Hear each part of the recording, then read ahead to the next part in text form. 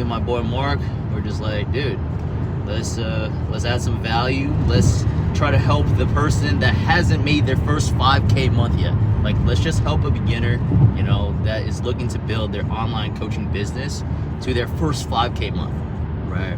So, Mark, what pieces of advice would you give to someone that's like starting at literally zero, that's wanting to start? Yeah. What pieces of advice would you give to an online fitness coach that is looking to start their online coaching business right now? I think number one is taking ownership of your own fitness. If you don't have like ownership of your own fitness, you won't have the confidence to coach somebody else. Yeah. So taking ownership of yourself first, taking care of your body, your health, your mindset. Mindset's huge. When I first started, I did like gratitude statements. Yeah. In the mornings when I woke up, I would do affirmations just to get my mind right to start the day. And then I also used something called a power list, and that helped with my productivity. Yeah. So I wrote down, I got a notebook, I wrote down the day. So Monday, January 5th, I started in 2021, so 2021, right? And I put 5 critical tasks to do to win the day, basically, to get me closer to my goal. Yeah. So one could be write or batch content, right? That's really important. Yeah. One could be talk on your story. One could be DM 20 people. Yeah. Stuff like that, like things that will be the biggest needle movers in your business. Yeah. And you could honestly get up like an hour, 2 hours early, and then get those 5 things done. Yeah. And then you'll feel that accomplishment because you already did stuff in the day to get the stuff done. Yeah. So absolutely. I think having a structure like that to get stuff done is important. And then as far as like mindset stuff, you're gonna do a lot of things that are outside of your comfort zone. Yeah. So when you first start like online coaching, if you go like in person to online, it's gonna feel weird talking to the camera. Yeah. And it's gonna feel weird doing a sales call too. I remember my first sales call, I was like nervous. I was like, what am I gonna say? Like, and my first sales call, it was a no. Yeah. And I was like, okay, like what can I do better the next call? Yeah. Okay. Yeah. And it's just a matter of breaking those mental barriers. Yeah. Because you're gonna feel nervous on your first sales call. You're gonna feel nervous talking on your story at first. Yeah. If you're filming in the gym, that took me a while to like get over that fear of having a mic and talking to a camera. Yeah. So just realize that those little barriers that you break just build momentum. Yeah. And you're gonna realize that each time you break one of those barriers, you're gonna build a little bit more confidence. You're gonna actually feel good after it. Yeah. Absolutely. And I feel like one of the biggest barriers to people that want to start online fitness coaching is like, am I good enough? Am I certified? Am I qualified to do this? Like, what would you say to that? Yeah. Like for me, I went to school for exercise science, right? I have a certification. But if you have a heart to help somebody and you have like a little bit of knowledge in fitness, you're able to help somebody reach your fitness goals. Yeah. So it doesn't really matter how many certifications you have. I know a lot of coaches that don't have any certifications, right? Yeah. And they're making like 5 to 10K a month. Yeah. And to somebody who's educated, it's like, who is this guy? You know, like coming in the fitness space, making a bunch of money, you know, without any education. But that's the reality. If you have a really good physique, if you're good at talking to people, if you're good with your marketing, and you get people results, like those are the things that actually matter. Yeah. When it comes to like changing a life, right? Because you can simplify fitness a lot. Yeah. You can write a basic workout routine. You can go to Chat GPT and write me a workout program and a meal plan for somebody who's trying to lose weight, and then it'll spit that out, and then you could literally give that to your client. That's how easy the delivery process is. But the hard part is connecting to the individual on a deeper level outside of fitness. Yeah. And once you do that, and they see you as an authority and someone who's like on their team trying to improve them, then they'll trust you and they'll want to stick with you forever. Yeah. So you want to make it to where they feel like if they leave, then they're missing something. Yeah. Like if you do that, then you'll have clients that stay with you for a long time. Yeah. And if they stay with you for a long time, then it's better for business and it's better for their results. Yeah, absolutely. And I feel like one of the biggest barriers for online fitness coaches, or like people that want to start their own business, but they're like in their own minds, they're like, man, you know, I don't feel confident yet. I don't have the certification. I didn't go to school for this and all that stuff. And I feel like one of my biggest things is more so like what you said, right? It's like if you have a heart to serve people, you have a heart to inspire people, help people get better, I think that's the foundational like piece that you need, right? Because I know some people that they don't want to help other people, right? They just want to work out, hit the gym, and, you know, like go home and do their own thing, right? But if you are watching this video and you have a heart and there's just something burning inside you where you're just like, man, I want to make impact on the world. I want to make impact on this person's life. I want to help him get better. And you find joy and fulfillment helping other people. I think coaching is a really, really great avenue, and you can just learn along the way, right? If you have a heart to serve people, help people, like you said, bro, like you can go on ChatGPT and learn, right? You can watch videos and you can learn. You can watch, you know, it's like a bunch of YouTube videos like Jeff Nippert, and, you know, it's like a science-based approach, and you can learn from that. You can learn from experts and have this indirect mentorship as well, right? And then you take what you know, you apply it for your life, you get results, and you teach other people. And when you're able to do that, like everything's gonna be smooth. As long as you have a heart to serve people, you know, it's like, I know so many people where they're like, man, I can't get started unless I have a certification. I can't get started unless I have a master's in kinesiology, exercise science, until I have this, and this, right? But I think the biggest thing is just to really have a heart to serve people, because it's less about yourself and more about your clients. Wouldn't you agree with that? Yeah. Real success is helping people others succeed, not having yourself succeed. Exactly. And when you help other people succeed, then you're gonna get reciprocated with income. Yeah. Like the level of value that you give and like energy that you put out to serve people, like the money's gonna come. Yeah. Another thing that I was hesitant about was like asking for money. Yeah. Right? Because as a genuine person, you're like, oh, I'm taking this person's money, right? Yeah. But you have to change your mindset to be like you were talking about too. Like if someone has skin in the game, they're more likely to put effort into it. Yeah. And like that helped my mindset around asking for money too. Because I remember when I first started, I was like doing a 3-month program. It was like $750 for 3 months, or like $250 a month, right? Yeah. And I was nervous about asking for that. And then when I increased my prices, that was nervous. Like, and then I realized people were buying it, you know. Yeah. But getting past that too in the sales call of asking for money, like that's making sure your mindset is right with that. Otherwise, if you feel like you're taking money from people, then you're not going to make sales. Yeah. Because people are going to smell that and sense that. Yeah.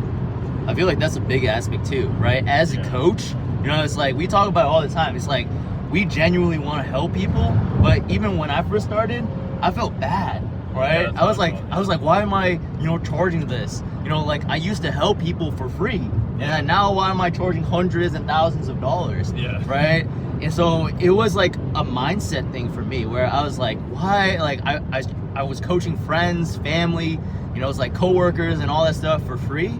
And then I transitioned to getting paid for it. And I was like, man, you know, it's like, I don't know if I want to charge and this and that. And just getting out that mindset of, you know, it's like actually charging like the people that you coach. Yeah, because it's different. It's a different mindset shift, like to make income too. Because when you go to a job and work, it's like, okay, you're working for somebody and they're paying you. Yeah. With owning your own business, it's like you provide the service and they pay you directly. Exactly.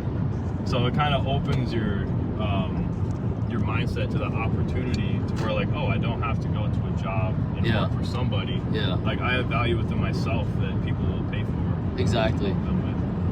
Another thing I did too was not only hiring like business mentorship, but also hiring like a fitness coach too. Yeah. Because you'll be coached by somebody and you're gonna pick up on things that you like and on things that you don't like. Yeah. Then you can implement that into your own coaching. Yeah. And also with programming, like someone will do programming for you. Yeah. Be like, okay, this is like nice how they program, you know. Yeah. Because you can get certifications and learn how to do all that, but you can also learn by hiring somebody to help you. Yeah. And then implementing that into your coaching. Yeah, absolutely. Just learn from the best, right? Yeah. It's like learn from the best. Whoever you admire in the fitness industry, just hire them. Right, so that you can learn the skills and see what they do, see what they program for you, and you're gonna just be like, okay, like I like this, I don't like this, And you can take what you like and remove what you don't like and add it to your coaching, right? And going back on like the financial investment, right? You know, it's like as I've matured more and more as a trainer, I realized that the more that you charge, the more committed that your clients are, right? And we were talking about that financial skin in the game. And I feel like that's so important as I've matured more as a trainer, where I saw people that invested more, they were so much more committed than the ones that were paying like $100 a month, right? And for me, I was like, you know what, like, I feel so bad for charging this much and all that stuff. And I used to feel bad, but now I don't. If they pay more, they're gonna be so much more committed. And if they are more committed, they're gonna get more results, right? And they're gonna adhere to the program so much better, because now they're like, bro, I actually gotta do this, otherwise I'm gonna waste all this money, right?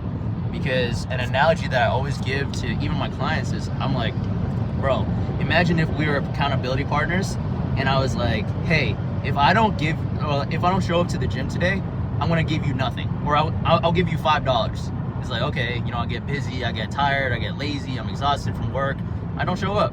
I don't really care, I'll give you $5. It doesn't hurt me, right?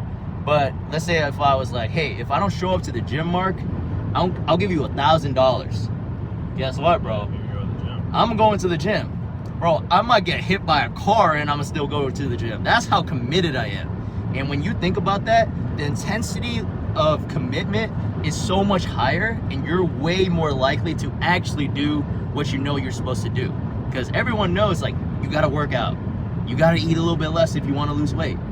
But most people don't do it. You know what I'm saying? Because they don't have anything that's like a, what do you call it? Like cost of inaction, right? It's like they don't have anything to lose, so they don't take action. So I feel like as I've matured more as a trainer, I realize, you know, like charging more allows your clients to actually be like, bro, you actually gotta be serious, bro. Like, you can't just blow it off. Because at the end of the day, like you said, bro, like you can just go on ChatGPT. It's free. But why is there still overweight people? Why are there still people not working out? It's because they're not committed. They don't have accountability. And this is why so many people like don't succeed. Right? Wouldn't you agree with that? Yeah, I look at like the car analogy. Like if there's a car handed to you, right, you might not take that good care of it. Yeah. But if you've worked a lot and you put a lot of work into gaining income and then you buy that car, like you're gonna take care of it a lot. And like when people get into it, you're gonna be like, oh, please don't spill, you know. Big facts, bro. Spent a lot of money on this car, like I've worked for 10 years to save up for this. You know?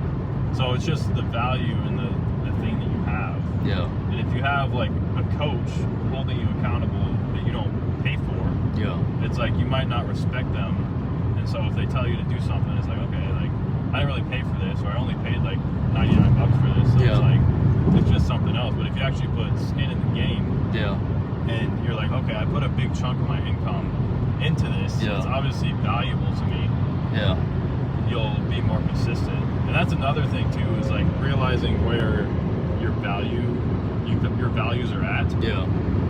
Because what you value, you're gonna spend time and resources on. So if you look at your values, like those, if you look at where you spend your time and resources, that's what you value in your life. Right?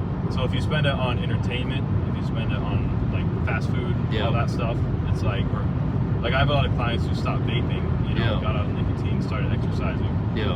Like that's where your values are at in that short term pleasure, like that entertainment.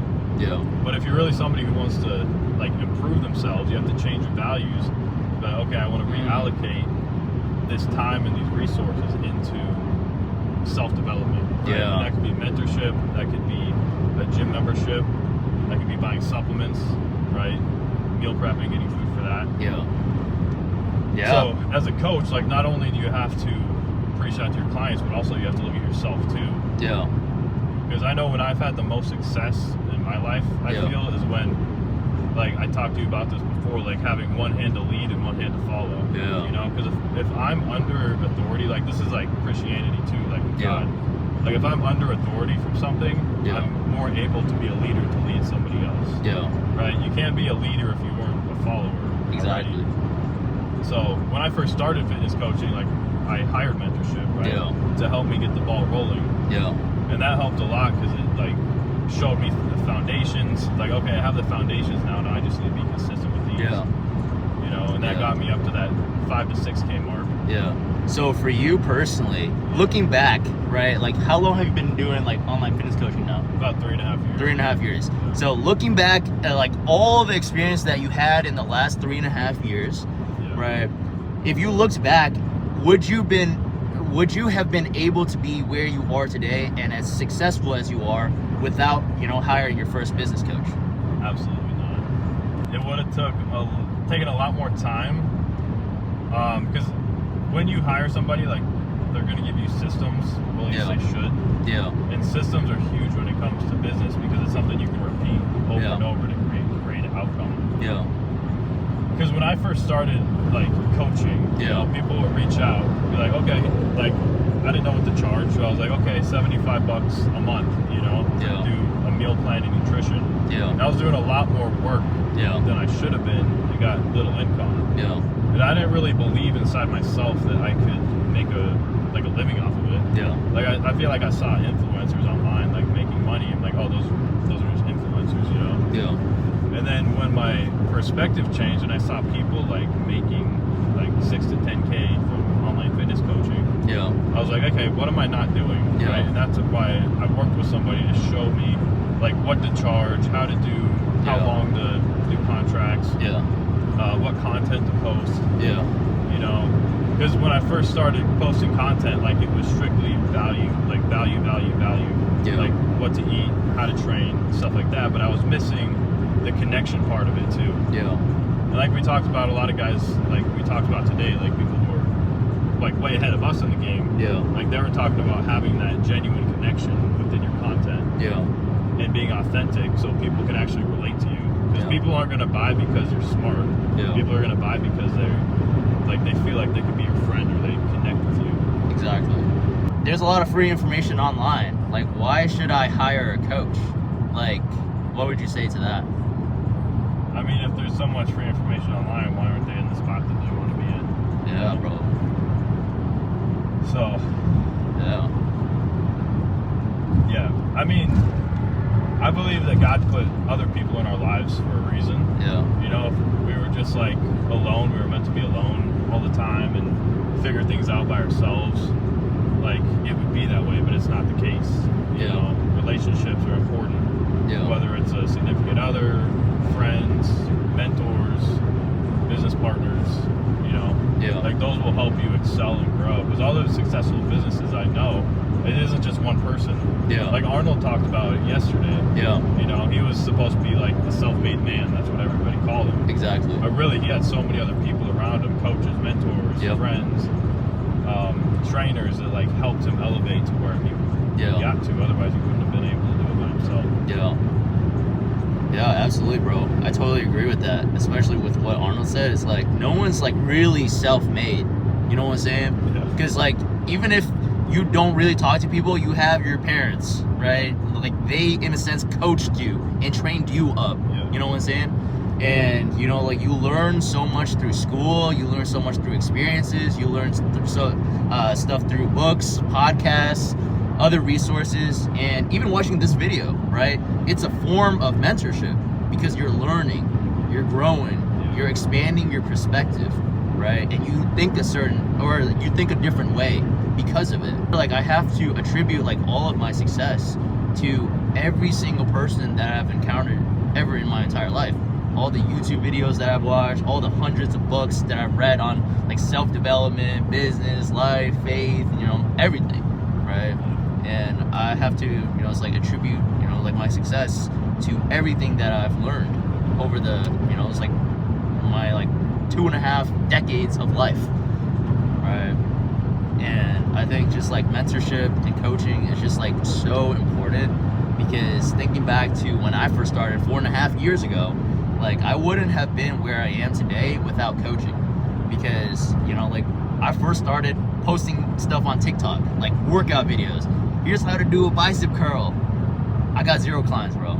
I got 0 clients, and I barely got like any followers from that.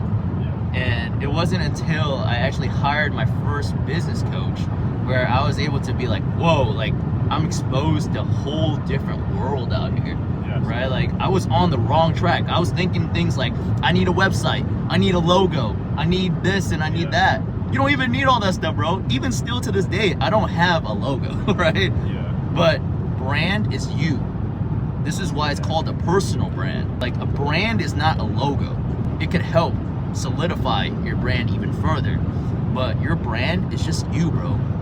It's you, your values, your interests, your hobbies, your story, your experiences, and everything.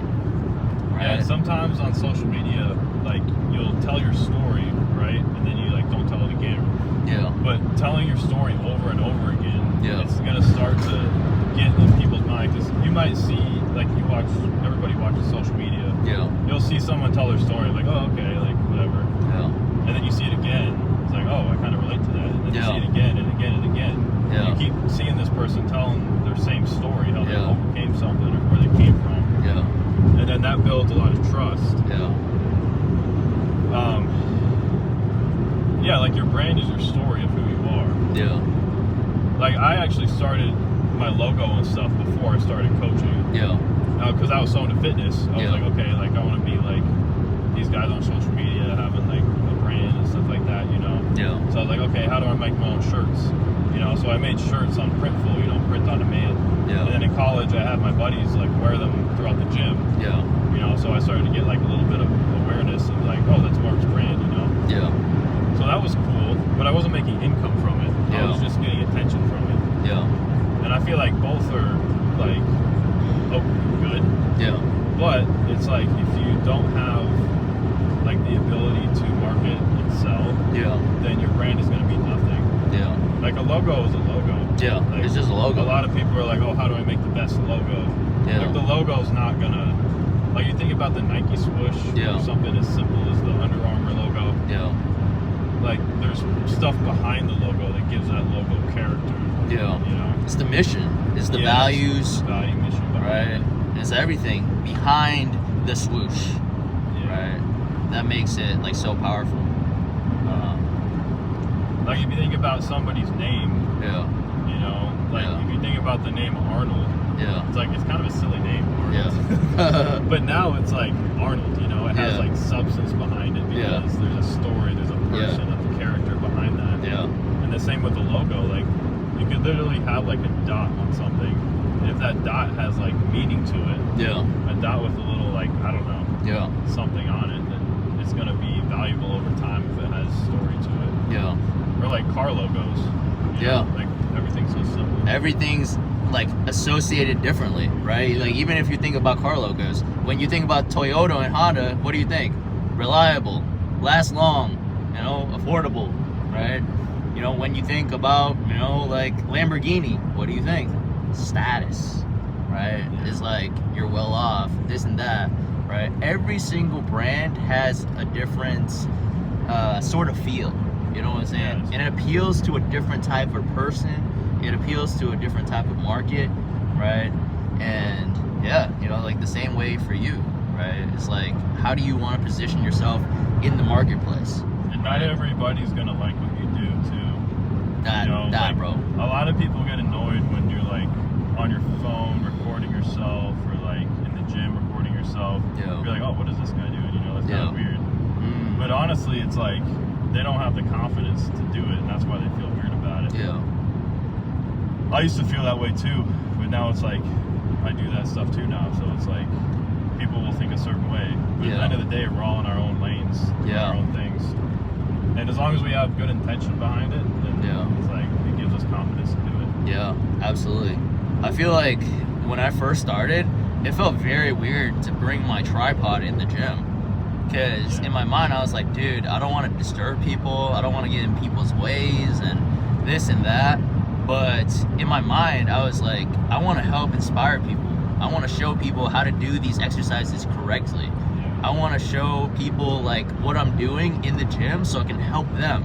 And when I got into that mindset, I stopped caring about what other people thought. I was just focused on serving people and helping them and inspiring them by doing this, right? So I had a different purpose for it. So that kind of took the attention off of myself and placed it onto helping other people. That's how I got out of my comfort zone and to just start recording like in the gym, like more comfortably, right?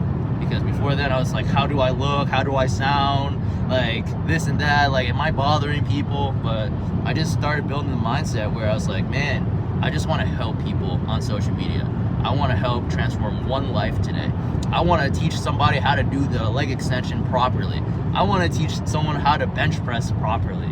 Because so many people, especially beginners, they don't know how to do this stuff, right? And I was talking to Mark, we've been doing like coaching for so many years. It's like caloric deficit, progressive overload, all this stuff. The beginner doesn't really know anything about fitness. So we got to show up for that person, right? And that's why we got to show up every single day consistently to help one person, you know, get better every single day. Every single day. We just got to help people improve, get better, and continuously make improvements upon their life. Yeah. Right? And when you first start too, like you might have been helping people for a while, but sometimes you just need like a testimonial as well. And I know we talked about like having the skin in the game and people paying, but if like you don't have like people reaching out to you for advice or anything, and people don't really see you as an authority yet, then it might be a good idea to like ask a family member to be like, hey, do you want to be a testimonial? You know, I'm working on my business, my brand. Do you want to like follow this workout routine and nutrition plan? Like have me coach you. You know. And you can charge for it, or you can be like, let's just get a testimonial. You know? Get something out there so the word starts getting out. Because you got to start somewhere. You know? But content too, like your own testimonial. Like if you're in shape right now, you're probably doing stuff that's making you in shape, right? Or if you're out of shape, like that's a huge opportunity to make yourself like a testimonial to figure out how to get in shape. And when you get your own self in shape, people are going to be like, oh, how did you do that? You